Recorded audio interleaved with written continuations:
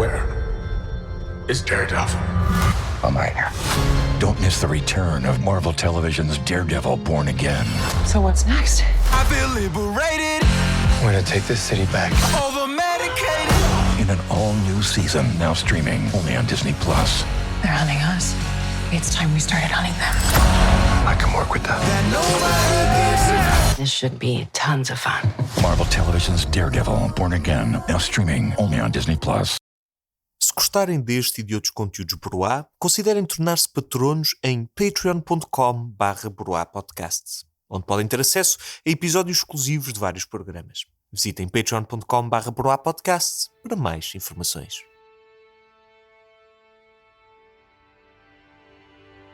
Convento do Carmo, Lisboa, 1431. O velho monge carmelita fecha os olhos e larga um último suspiro. Apesar de toda a sua pobreza, de toda a sua dedicação ao serviço de Deus, a sala em seu redor é ocupada pelos vultos dos maiores senhores da pátria. Reis, infantes, nobres e senhores da guerra. Ali morre o herói da independência de Portugal.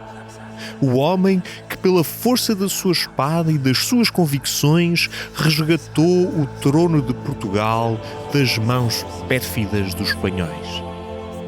Ali morre o santo contestável. Mas o seu suspiro não permanece naquela sala. Sobe em direção ao firmamento e torna-se um sino que ecoa ao longo da história. Passa as viagens à Índia, sobrevoa os reinos de África, paira sobre uma Lisboa desfeita por um terremoto, atravessa os corpos dos jovens lusitanos mortos na Flandres e assenta numa escura sala em Lisboa, onde um grupo de homens rodeia uma longa mesa coberta de papéis. Tem os olhos brilhantes de ambição, as mãos cerradas de fúria e fogo. E se o santo contestável salvou a pátria dos inimigos espanhóis, então eles seguirão os seus passos e salvarão a pátria dos inimigos internos. Assim pede a história, assim pede a cruzada. Esta é a história dos 3 homens que esfiaram o golpe.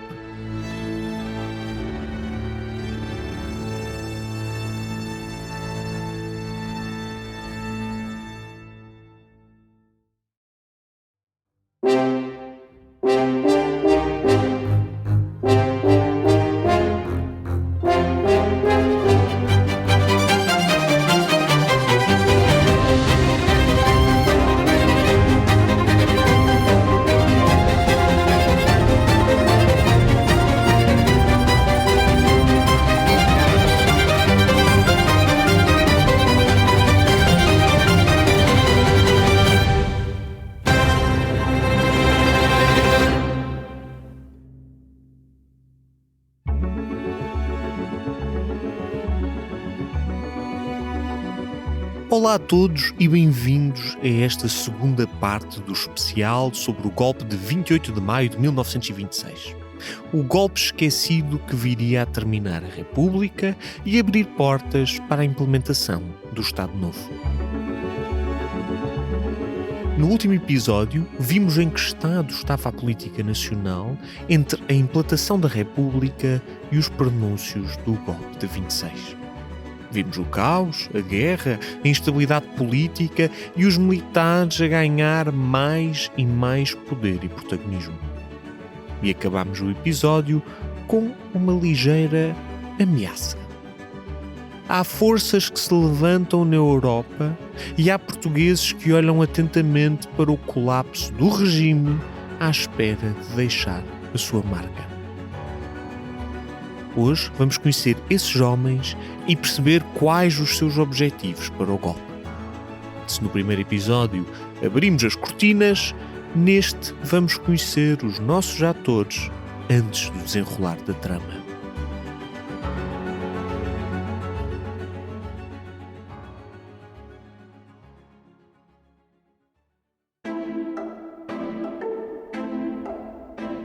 Mas primeiro que tudo, deixem-me dar umas breves notas sobre o mundo em que nos encontramos no início dos anos 20.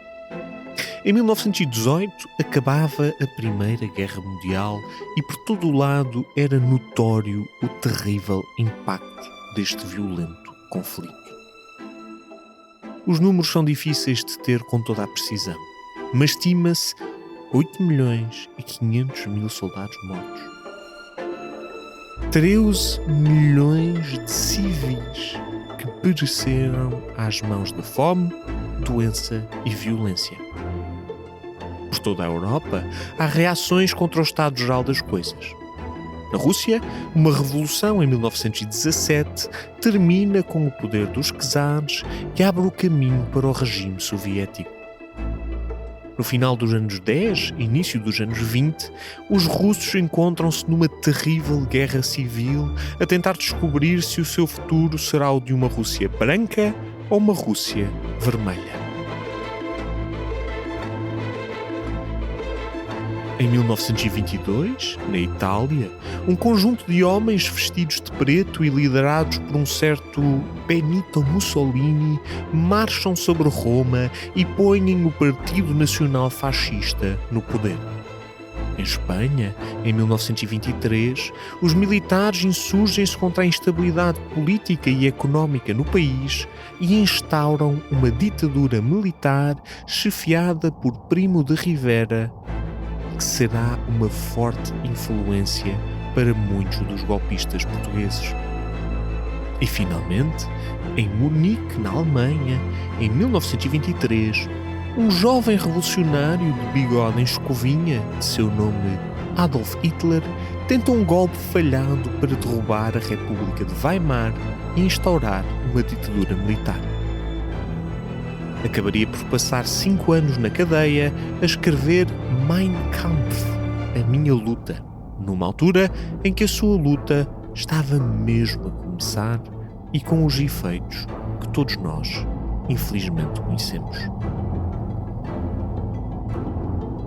Esta é a Europa dos nossos revolucionários, a Europa dos loucos anos 20, a Europa da loucura do homem forte.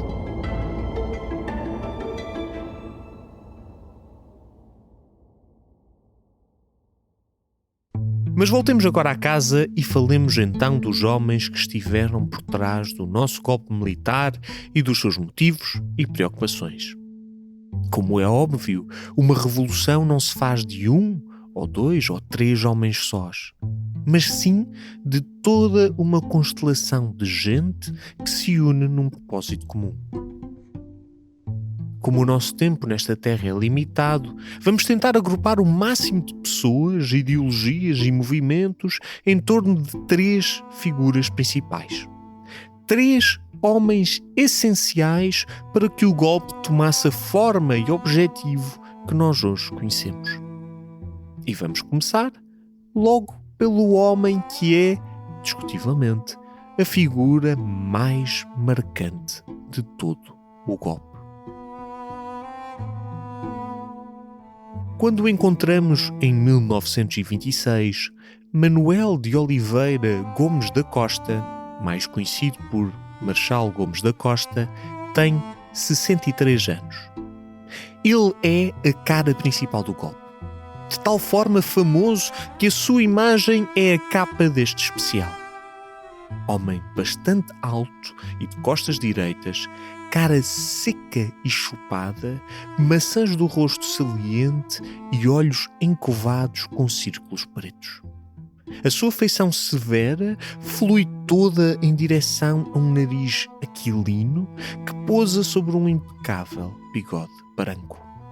Talvez dos mais impecáveis bigodes da política portuguesa.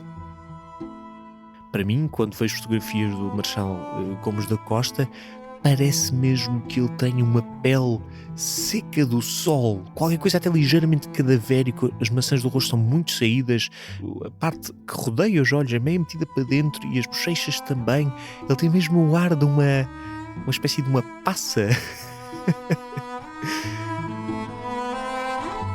Nascido em Lisboa em 1863, Gomes da Costa é filho de militares e de um pai severo e taciturno. No colégio militar, não é particularmente bom aluno e acaba por chumbar por passar o limite de idade. O pai, frustrado por esse desenvolvimento, manda-o assentar praça numa guarnição de artilharia na Madeira, onde ele próprio estava colocado, o pai, mas a experiência foi tão má que o jovem Gomes da Costa ganha novas forças para voltar para a escola do exército, onde finalmente termina a instrução. Entre 1890 e 1916, ainda aqui um período substancial, viveu quase sempre fora do território nacional enquanto fazia carreira nas colónias. Foi ajudante de ordens do Governador-Geral do Estado da Índia, administrador do Conselho da Ilha de Goa, fez parte de inúmeras campanhas de expansão colonial em Moçambique e foi inclusive governador da província de Gaza, o lar do mítico régulo e guerreiro moçambicano Gungunhana, sobre o qual nós fizemos um programa para a CNN com a jornalista Sara Mel Rocha chamado Gungunhana quando Portugal raptou um rei, que eu aconselho todos a verem para conhecerem mais sobre esta figura maravilhosa que terminou a sua vida na Ilha Terceira nos Açores, como podia ser. Em 1912 vai para Angola já como chefe do Estado-Maior de Angola. Em 1912, é inspetor do Corpo de Polícia de São Tomé e Príncipe e chefe do Estado-Maior interino da mesma província. Mais à frente, na nossa história, em 1922, é mandado de castigo novamente para a Índia e para Macau, onde será inspetor extraordinário às colónias do Oriente. Por quase todo o lado onde se estende o Império Colonial, encontramos algum sinal da presença de Gomes da Costa. Este é um elemento que é importante termos atenção quando compararmos aqui os vários perfis. Tenham sempre noção que Gomes da Costa é um homem muito batido, não só em matérias militares, mas também em matérias de administração colonial. Portanto, é alguém que tem muitíssima experiência da violência prática. Enquanto homem, ele é claramente uma figura multifacetada. É um militar convicto e duro nas suas decisões e nos seus actos. É dotado de uma enorme capacidade de trabalho, que aprimora nos vários cargos administrativos que ocupa, e tem fama de ser um comandante feroz e destemido. Ao mesmo tempo, é um carinhoso chefe de família com uma vida familiar próspera e contente. Mais surpreendente de tudo é o facto de Gomes da Costa ser um pintor de alguma habilidade, tendo realizado o restauro de alguns retratos dos vice-reis da Índia para um núcleo museológico da velha Goa, que alguns dizem ter estragado mais os quadros do que ajudado, mas isso são mais línguas. E ter feito um conjunto de 105 aguarelas de retratos desses mesmos vice-reis para serem oferecidos ao rei Dom Carlos. É também um escritor prolífico, escrevendo maioritariamente sobre temas militares e de administração colonial. No meio desta retidão militar, há quem diga que o Marechal era um homem culto e sensível.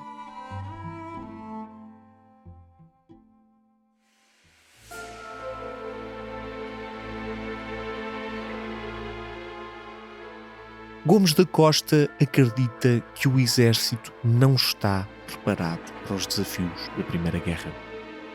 Mal preparado, mal equipado, treinado à pressa e com dúvidas sobre se a sua tutela será portuguesa e independente ou da administração inglesa. O general vê a participação portuguesa na guerra como uma troca sangrenta de vidas pelo reconhecimento de Portugal nos palcos internacionais. E apesar de cumprir o seu dever com distinção, a sua atitude será crítica e incomodativa para os vários governos democráticos, mas muito apelativa para as forças da oposição. Em 1917, Gomes da Costa assume aquele que será o seu maior desafio militar: o comando da primeira divisão do Corpo Expedicionário Português, o CEP, em Flandres. O tema da presença militar portuguesa na Primeira Guerra é um tópico complexo que extravasa este episódio. Mas importa referir que, mesmo num contexto de extrema violência e com um número elevadíssimo de vítimas, com um corpo expedicionário desmotivado e abandonado, a prestação de Gomes da Costa é vista como digna e merece-lhe o posto de general e várias condecorações, como a Cruz de Guerra da Primeira Classe e a Ordem de Torre e Espada. Será aqui também que se extremam os desentendimentos de Gomes da Costa com os governos dos democráticos.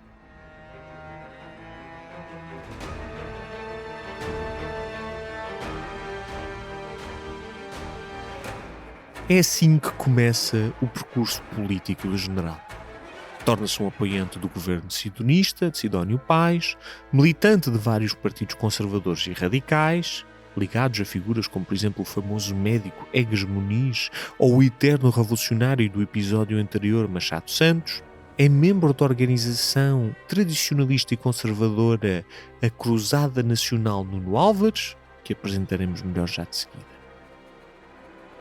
Em 1920, escreve uma série de artigos críticos da gestão política da guerra para vários jornais, entre os quais a Seara Nova, que será um grande jornal da oposição, não só à ditadura. Inicialmente há uma dúvida sobre a sua proximidade à ditadura militar ou não, mas são um forte jornal da oposição ao Estado Novo.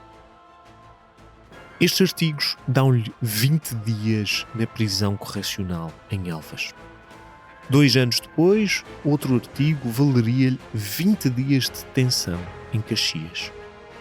Em 1922, é mandado de castigo para Macau e para a Índia como inspetor extraordinário às colónias do Oriente. Uma promoção que, na verdade, servia apenas para o meter o mais longe possível de Lisboa e do território nacional. Só voltará ao país em 1924. E é aqui onde nós próprios o vamos deixar por enquanto. Com 61 anos, um herói da expansão dos territórios coloniais portugueses e da participação portuguesa da Primeira Guerra, mas profundamente antagonista de um regime que via como corrupto e incapaz. Um regime que tinha mandado os seus homens morrer nos campos da Flandres em troco de nada. Um regime que tinha destruído todas as opções políticas que ele apoiara. Um regime que o prendera pelos seus artigos. Um regime que o tentava enterrar no Extremo Oriente a ver se a sua luz se eclipsava na linha do horizonte. Mas Gomes da Costa recusava-se a desaparecer. E Gomes da Costa tinha feito amigos. Muitos amigos.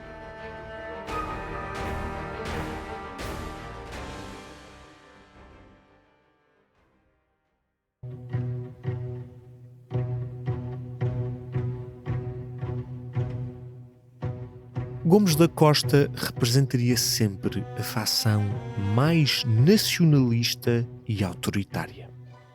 À sua volta, confluíram uma série de pessoas e movimentos que procuravam um presidencialismo de poderes reforçados, um Estado corporativista, uma restauração da ordem e da disciplina, uma pacificação das relações com a Igreja Católica e até uma liderança ao estilo de Primo de Rivera ou Benito Mussolini. E quem sabe, alguns até queriam um restaurar da monarquia. De todos esses movimentos e personalidades, o mais fascinante e eclético de todos os grupos terá que ser a Cruzada Nacional Dom Nuno Álvares Pereira. A Cruzada era uma criatura peculiar, mas que teve um impacto vasto na nossa história. Na prática, tratava-se de um grupo de elite, maioritariamente composto por militares e professores universitários, que servia como plataforma comum para republicanos conservadores, monárquicos, nacionalistas e integralistas. O que unia todos estes grupos dispersos era a crença num nacionalismo português, uma forma de estar e identidade histórica única, que se personificava na figura do santo condestável Nuno Álvares Pereira.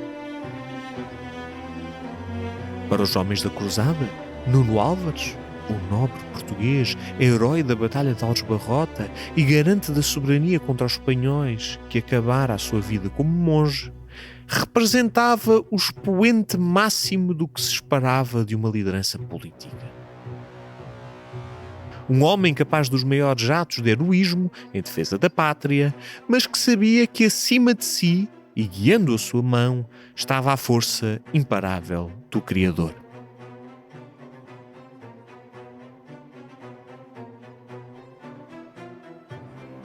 Era esta a cola que unia monárquicos, católicos, integralistas e republicanos.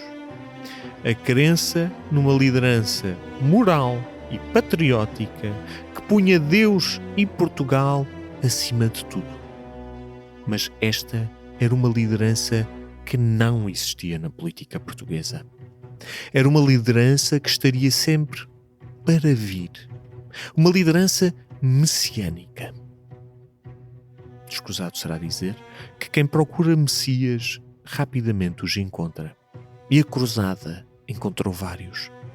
Figuras como o militar das campanhas de África, Mouzinho de Albuquerque, o ministro monárquico João Franco, Sidónio Pais, Cunha Leal e Filomeno da Câmara Cabral, dois homens que teriam envolvimento direto no golpe do 28 de Maio e que eu ainda não vos apresentei. Eles vão ser duas figuras muito importantes e cujo nome vai aparecer várias vezes. Cunha Leal é político nacional envolvido em muitos movimentos da direita republicana. Filomeno da Câmara Cabral é um militar cujo estilo e a visão política é mais parecida talvez com a de Mussolini, que era uma figura do qual ele tinha grande proximidade. E portanto Cunha Leal e Filomeno da Câmara Cabral são duas pessoas que vão ser muito importantes na nossa história, mas que vão aparecer aqui como personagens secundárias em redor de todos estes três. E, mais importante que todos, Gomes da Costa. E no período final do movimento, Oliveira Salazar. Tudo homens que representavam, na interpretação do grupo, a abnegação do interesse pessoal e político em prol da pátria e de Deus. Eu sei que rolos de nomes são sempre um pavor de acompanhar, mas alguns nomes dos membros deste grupo vale a pena saber. Filomeno da Câmara Cabral e Martinho Nobre de Melo seriam dos membros mais ativos do golpe do 28 de Maio e de golpes que o antecederam, representando uma aula corporativista que ativamente pretendia emular as lideranças de Benito Mussolini e Primo de Rivera. Francisco Cunha Leal e Egas Muniz, o médico português granjeado com o Nobel da Medicina por ter inventado a lobotomia, representavam alas do republicanismo conservador e nacionalista descontentes com a República Velha. Quito de Rebelo, o homem de vários episódios do História Obscura, como o dos integralistas lusitanos e da Legião Viriato, representava os integralistas lusitanos. Vicente de Freitas, inspirador da criação da União Nacional e golpista do 28 de Maio, representava, tal como Gomes da Costa, a facção militar. E mais, muitos mais, punham o seu poder político e pessoal em torno da Cruzada e de uma multiplicidade de fações e ideologias que esta representava. Todas estas pessoas iriam lançar os dados em mais um golpe. Mais uma louca procura por um Messias capaz de sanar a política nacional. e os dados iam rolar ao longo da mesa e cair no colo do herói da Flandres, o Marechal Gomes da Costa.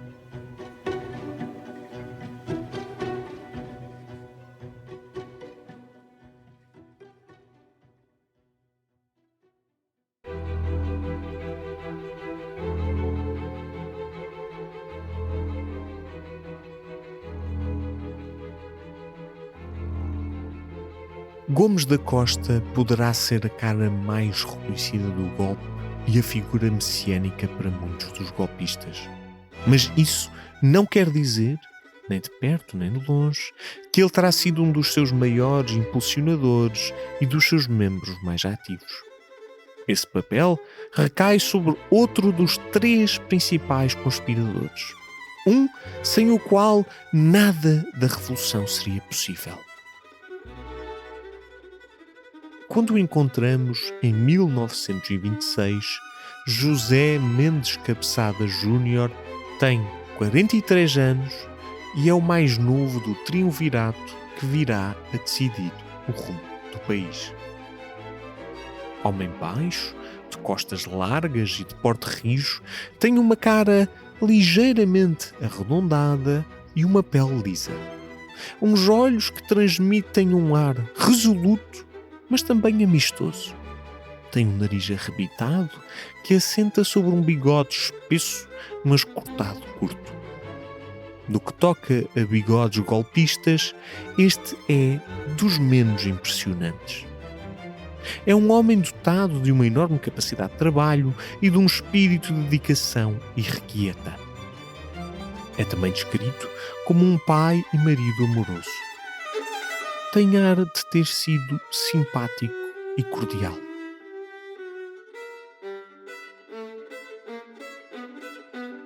Mendes Cabeçadas nasceu em 1883 em Lagoa de Montprolé, perto de Loulé, no distrito de Faro. Foi filho de proprietários agrícolas e empresários. Tudo indica que terá tido uma infância financeiramente estável e com muita preocupação em relação à sua educação. Em 1902, vai estudar para a Escola Politécnica em Lisboa e no ano seguinte entra para a Escola Naval. É na Marinha que faz carreira. Em 1926, é capitão de mar e guerra e em 1937, já depois da nossa história, alcança o posto de vice-almirante. Posto pelo qual seria mais conhecido para a história, como vice-almirante Mendes Cabeçadas. Fez de tudo o que um homem da Marinha poderia fazer ao longo da sua carreira, salvo seja. Esteve em Moçambique, comandou portos e foi comandante da Escola de Alunos da Marinha. Já depois do golpe, spoilers, ele sobrevive, assistiu no comando de geral da Armada, presidiu ao Tribunal da Marinha, ao Conselho Superior Disciplinar da Armada e até foi administrador do Banco de Angola. Quem vê o currículo do vice-almirante diria que ele é um burocrata militar, com escolas, gestões de bancos e comandos de portos, mas a verdade é que Mendes Cabeçadas tinha uma atividade extracurricular pela qual tinha grande estima. Mendes Cabeçadas é um revolucionário profissional.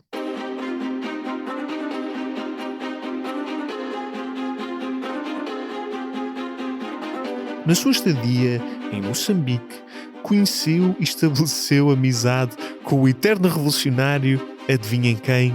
Machado dos Santos, que em muito mudará a sua consciência política. Tornar-se-ia maçom e há fortes suspeitas que antes da implantação da República fizesse parte da Carbonária, uma organização secreta de pendor revolucionário e ligações à maçonaria. Faz parte do Comitê Revolucionário da Marinha e tem um papel essencial no 5 de outubro de 1910, a revolução que deitou por terra a monarquia. Ao comandar o cruzeiro Adamastor, com o qual bombardeou o Palácio das Necessidades, onde estava hospedado o rei Dom Manuel II. Literalmente com o papel de abrir fogo sobre o rei.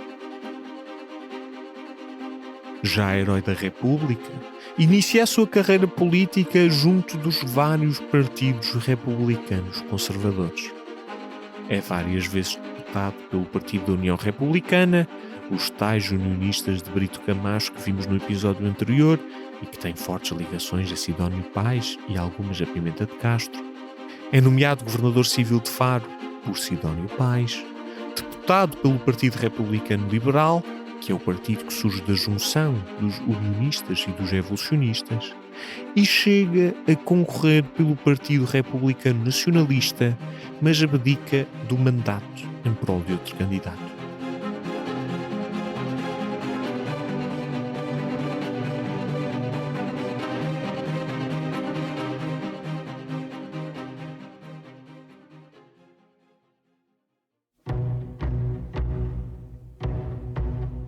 Daí em diante, assiste a todo o lento degradar do regime que tanto ajudou a criar.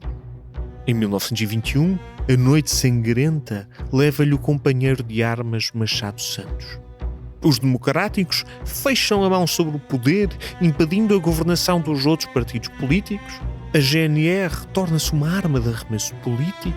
A economia continua a colapsar e o castelo de cartas republicano desmorona-se a olhos vistos.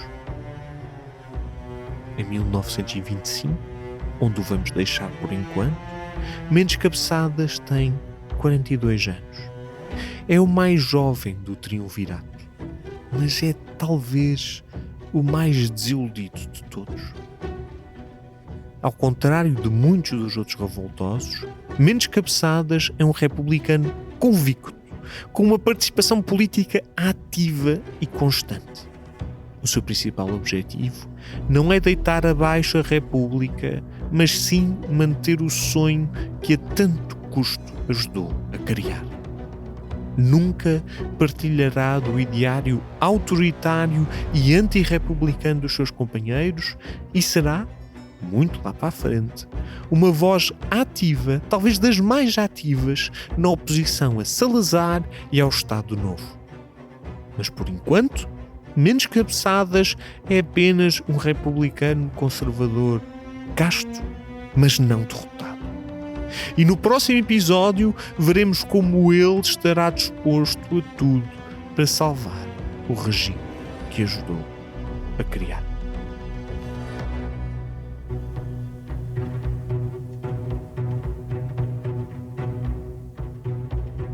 Antes de passarmos só aqui para a próxima sequência, vamos só então fazer aqui um apanhado rápido. Já vamos no segundo dos nossos 3 homens e é preciso perceber os 2 perfis que estão em cima da mesa.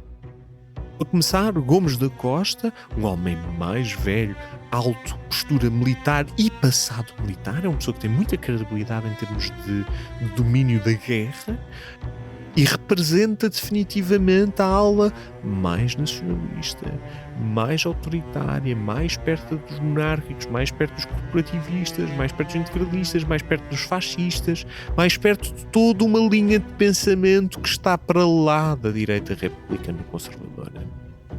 Por outro lado, Mendes Cabeçadas é um revolucionário intrinsecamente ligado à República. Portanto, ele é um dos seus fundadores, é um dos homens que tem um papel mais ativo no golpe que cria a própria República, mas por ser tendencialmente mais à direita do que aquilo que é o Partido Democrático, encontra-se sempre em oposição a esse Partido Democrático e constantemente vê-se abafado e suprimido em oposição e em constante clash com esse movimento e, portanto, a sua participação no golpe vem de uma tentativa de talvez preservar aquilo que ele ajudou a criar mais do que o simplesmente destruir.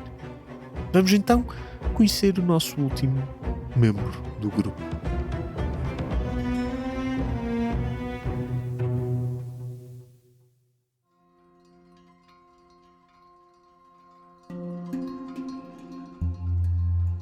Falta-nos então um homem, a última peça do triunvirato.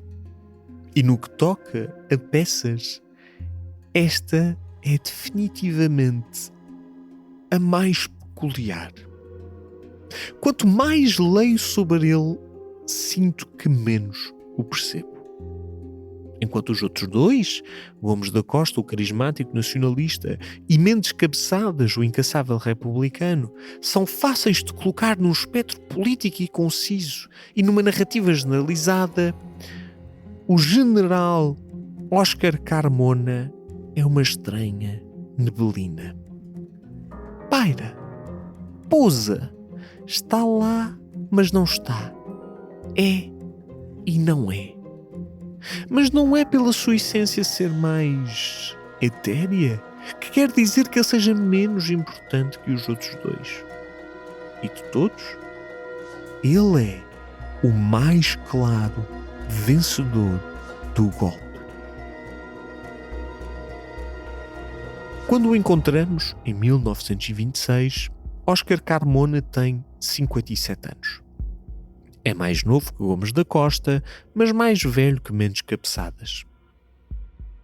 É um homem fino e delgado, com uma expressão que oscila entre o rapaz traquinas e o profundamente aristocrático. Tem um ar British, very British. A única coisa que destoa é um nariz estranhamente comprido e largo na ponta, que sobressai de sua fina feição.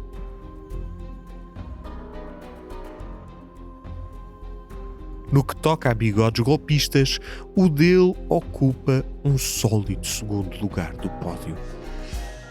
A sua postura perante o mundo é de fineza e cavalheirismo, com um forte domínio técnico sobre tudo o que se dedica. Contudo, há um ligeiro toque de rebeldia no general. Por exemplo, só se casa com a mulher depois de ter tido 3 filhos com ela e viverem juntos há vários anos. Viveram felizes toda a vida. Consegue imaginar, para a sociedade da época, como é que pode ser um escândalo um general viver com uma mulher há vários anos, ter já vários filhos com ela, mas não ser casado? Então conseguem ver mais ou menos os toquezinhos do perfil do nosso general Gomes da Costa.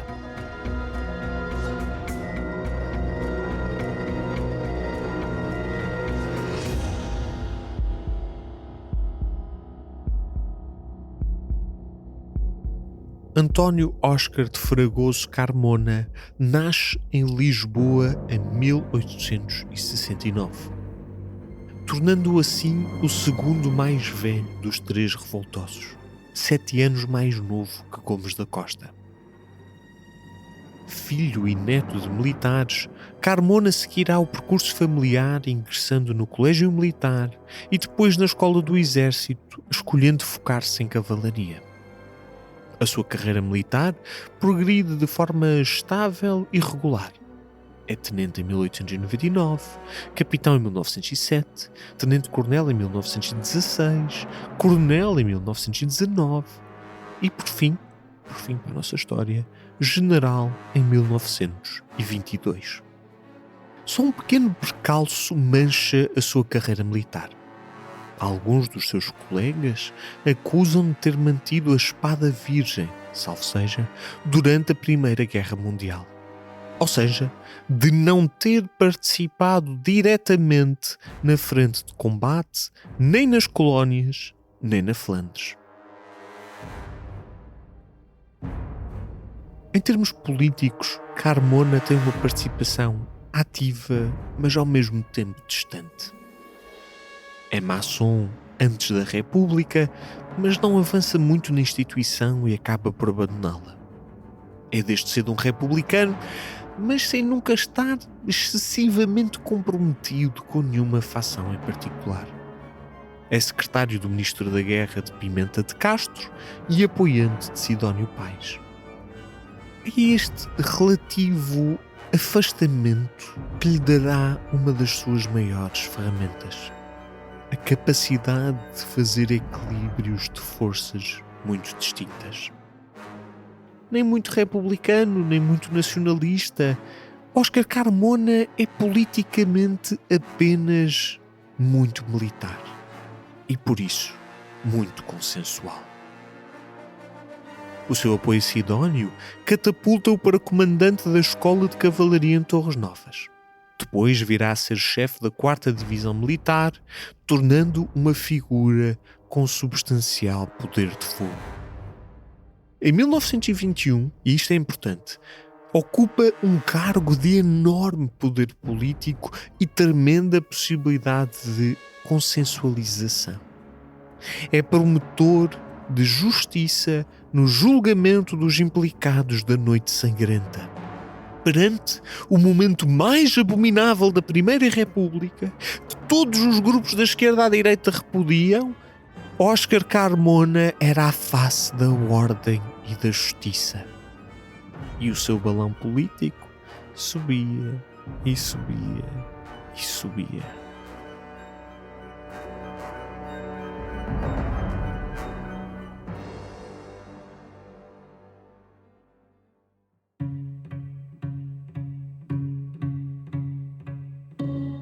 Em 1923, o Partido Republicano Nacionalista, o partido que na altura representava os republicanos de direita, consegue finalmente quebrar a hegemonia dos democráticos e monta um frágil governo que dura cerca de um mês.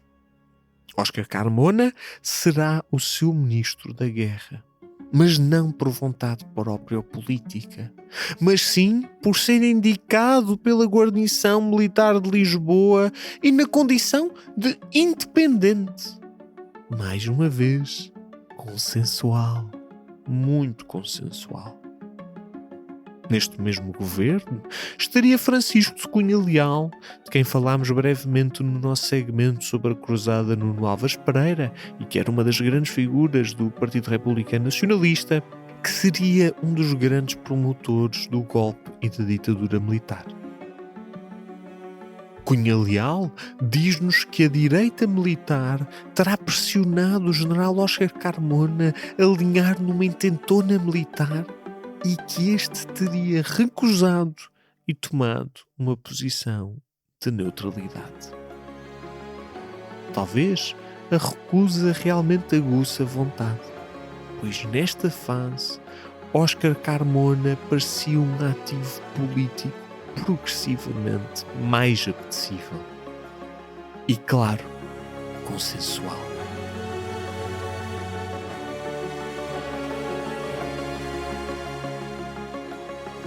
Em 1924, já depois da queda do governo de que era ministro da Guerra, Carmona torna-se presidente do 2º Tribunal Militar Territorial e é aqui que o quer deixar, às portas de 1925 e de tudo o que vai acontecer nesse ano.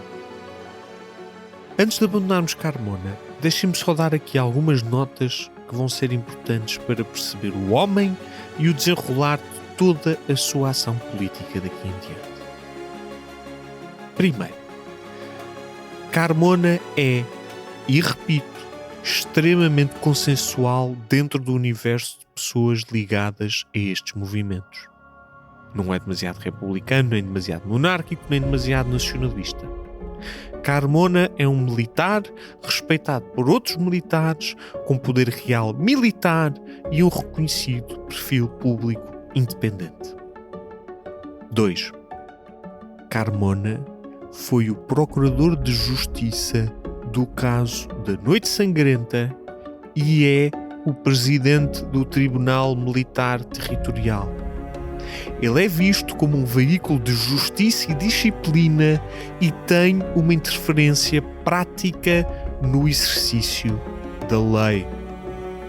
Se, sei lá, por algum motivo maluco, um conjunto de militares tiver que ser levado à justiça, muito provavelmente será às mãos de Carmona e será ele a decidir os seus destinos. Wink, wink. 3. Carmona vai ser o maior vencedor de todo este processo. Vou-vos estragar já a parte da história, mas Carmona é presidente durante 25 anos consecutivos. Até à sua morte em 1951, ele é ininterruptamente presidente. isto atesta apenas a uma coisa. Carmona é um sobrevivente. E é um sobrevivente porque consegue criar consenso com fações muito diferentes. O seu maior desentendimento com Salazar virá precisamente por ele parecer demasiado consensual com a oposição durante o Estado Novo.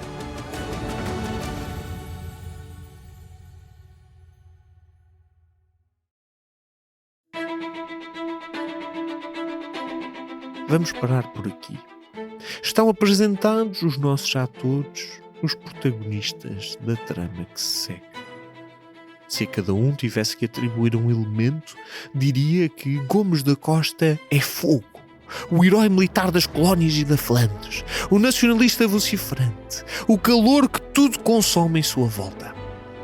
Mendes Cabeçadas é terra, o calhau, salvo seja, da República. Baluarte desde o dia 1 procura a criação de um solo estável onde assentar a pedra de um regime seguro.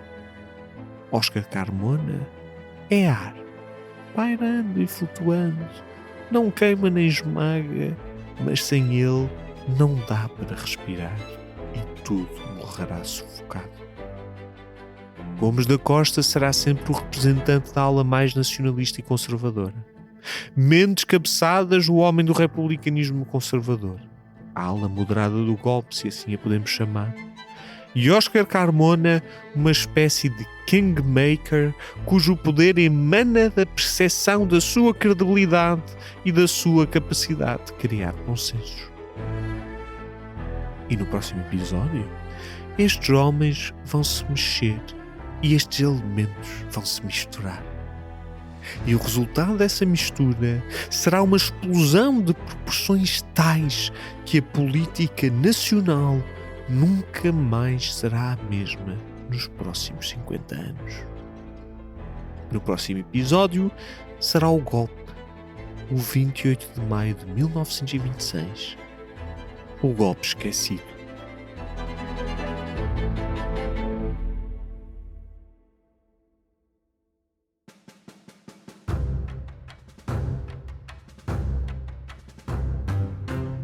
Obrigado a todos por terem ficado connosco mais um episódio, desta vez sim, mais uma semana. Nós estamos a tentar manter esta periodicidade semanal, com toda a dificuldade que ela tem. Será apenas para este leque de episódios, depois vamos voltar ao quinzenal, mas aqui queríamos tentar lançá-los todos de seguidinha e aumentar o nosso ritmo, a ver também como é que vocês reagem. Foi muito giro para mim perceber estas três fações completamente diferentes e ver a divisão do movimento republicano e nacionalista, do movimento golpista, sendo que a figura que mais me intriga depois de ter acabado de escrever... O Gomes da Costa é uma personagem fiérica não, é uma personagem entusiasmante por causa da sua loucura de vida, mas talvez a personagem mais peculiar de todas é o General Oscar Carmona. Faz-me lembrar o Littlefinger do Game of Thrones.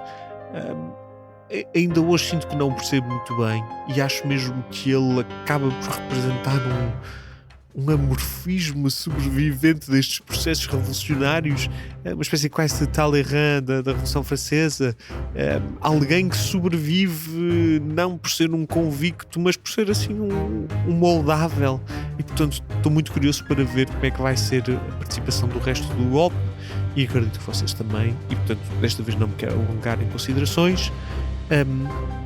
Vai haver um episódio especial de explicação de cada um destes episódios disponíveis no nosso Patreon.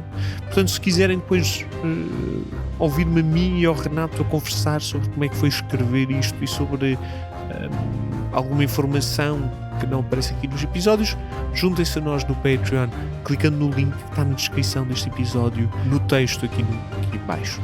Vemo-nos no próximo episódio.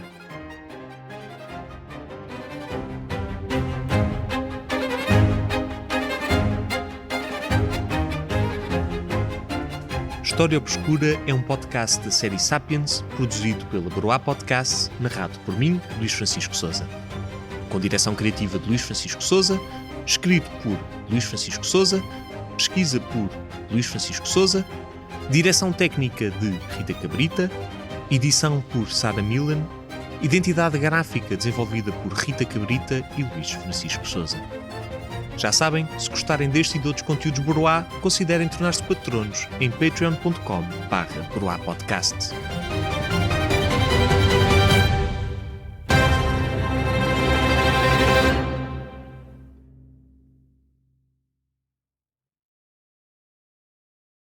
Ryan Reynolds here from Mint Mobile with a message for everyone paying big wireless way too much.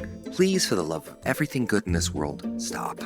With Mint, you can get premium wireless for just $15 a month. Of course, if you enjoy overpaying, no judgments, but that's weird.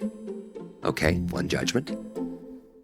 Anyway, give it a try at mintmobile.com/switch. Upfront payment of $45 for 3-month plan, equivalent to $15 per month required. Intro rate first 3 months only, then full price plan options available. Taxes and fees extra. See full terms at mintmobile.com.